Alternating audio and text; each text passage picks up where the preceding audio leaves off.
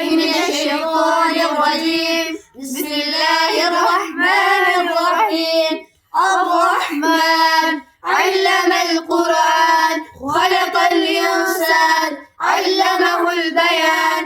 الشمس والقمر بحسبان والنجم والشجر يسجدان والسماء رفعها ووضع الميزان ألا تطغوا في الميزان وأقيموا الوزن بالقسط ولا تخسروا الميزان.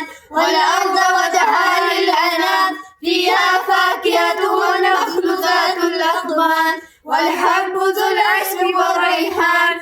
فبأي آلاء ربكما تكذبان؟ خلق الإنسان من صلصال كالفخار وخلق الجان من مارج من نار. فبأي آلاء ربكما تكذبان؟ رب المشرقين ورب المغربين. فبأي آلاء ربكما تكذبان؟ مرج البحرين يلتقيان بينهما برزخ لا يبغيان. فبأي آلاء ربكما تكذبان؟